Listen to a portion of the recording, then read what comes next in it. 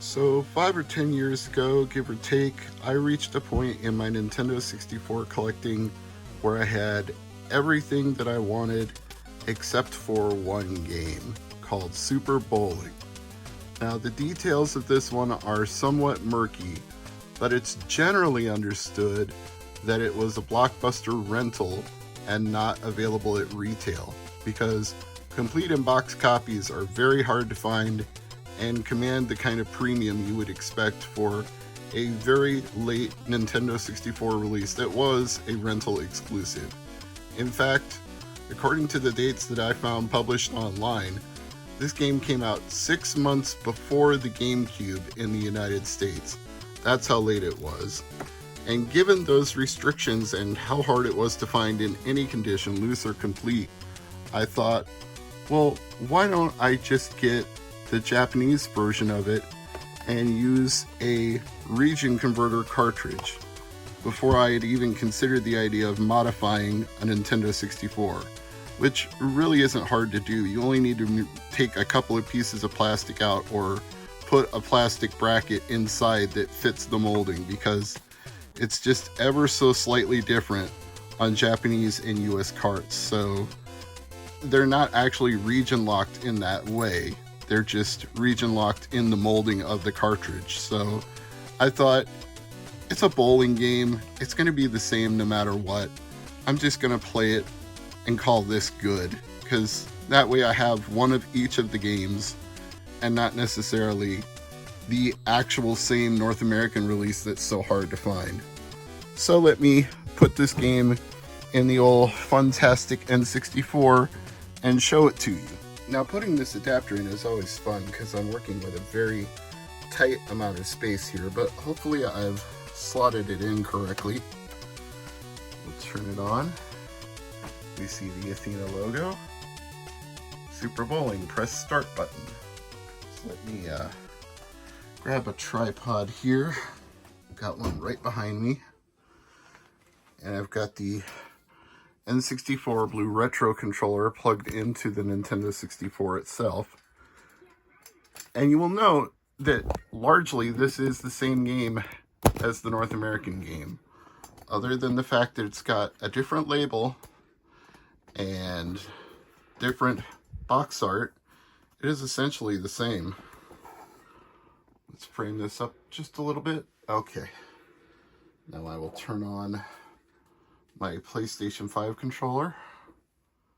It should just sync up automatically. I press the start button. We've got a little bit of a Moira pattern on the screen. Sorry about that. It tends to happen when you're filming things at different resolutions. So I'm just demonstrating the game here. You get this information screen in Japanese. Do you want to start without a save pack? Yes or no? Yeah, I'm going to pick yes because I'm not going to figure out how to swap one in right now. And then the menus are mostly the same. A few minor tweaks.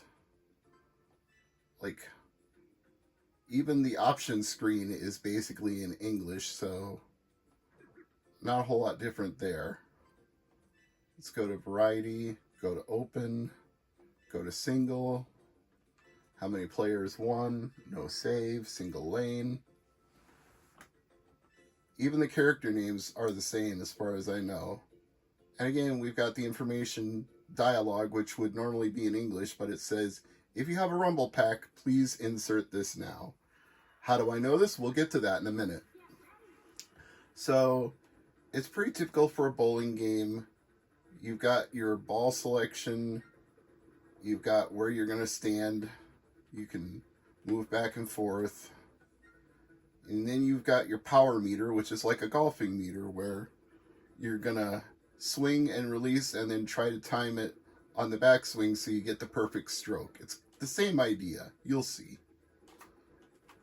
And I overshot the target there, so it's going to be a gutter ball. I'll try to do better on the next one.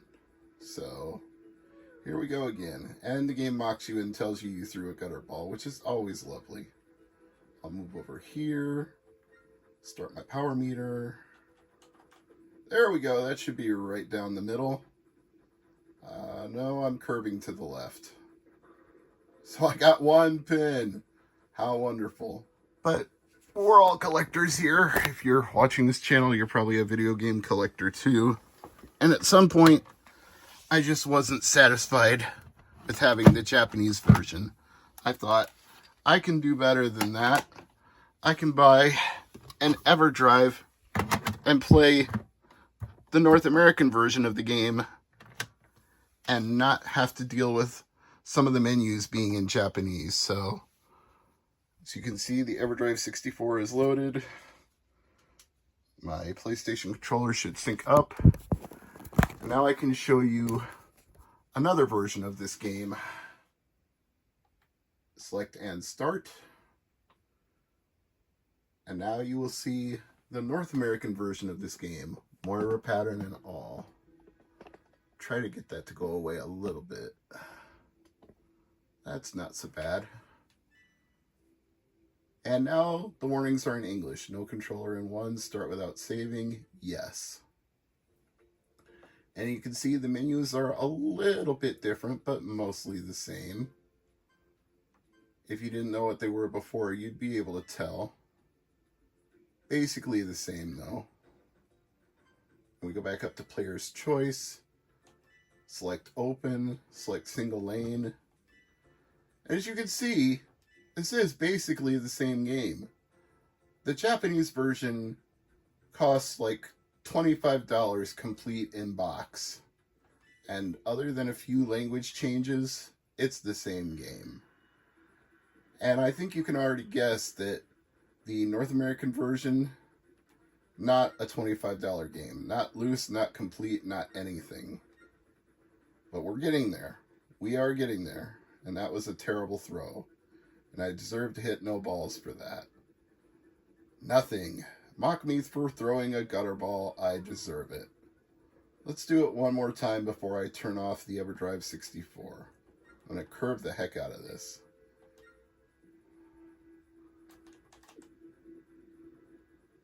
And I stopped the power meter way too early, so it went into the other gutter.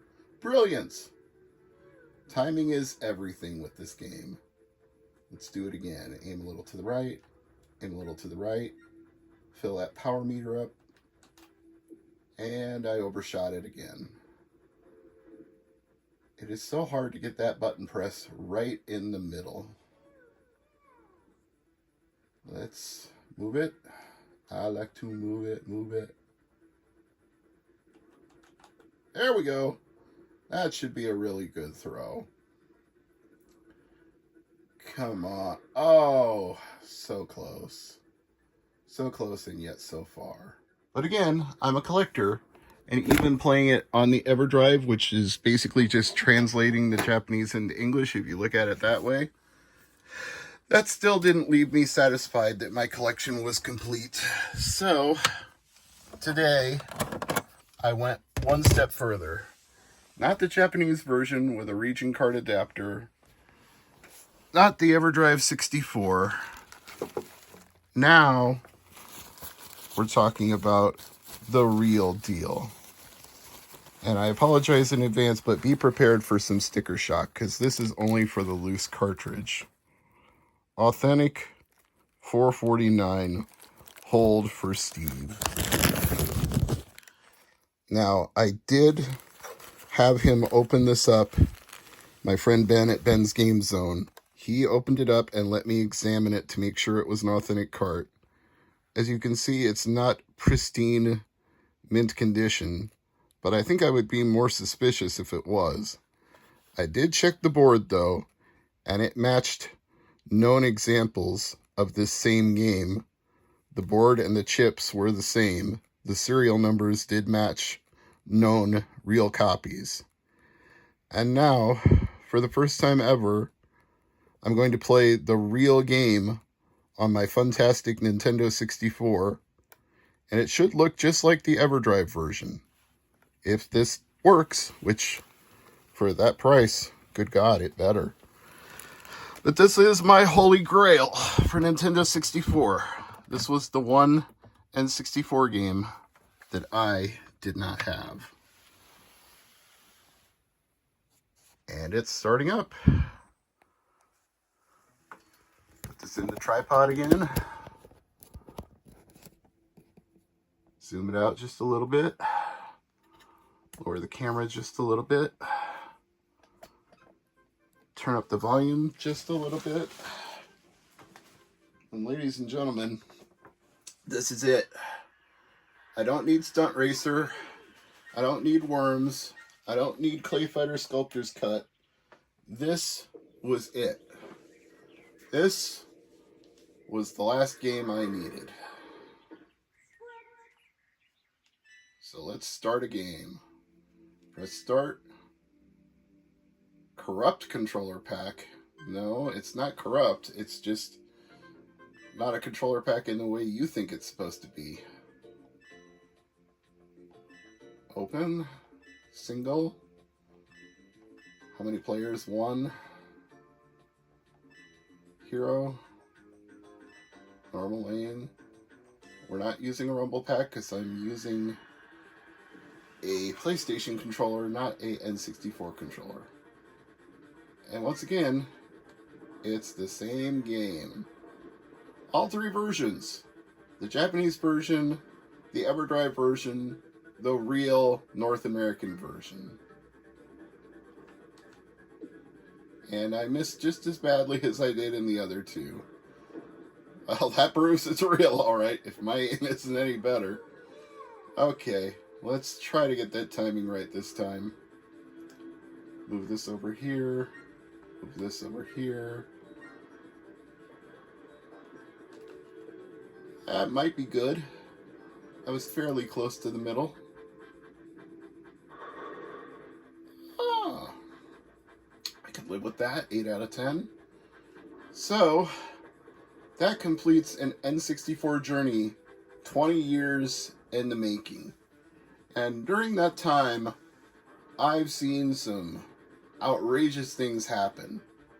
I got Conker's Bad Fur Day on clearance at Best Buy for like $10, $15. Good luck getting that now. I went to a Kmart when Kmarts were starting to go the way of the dinosaur and found copies of Ocarina for like $5 each.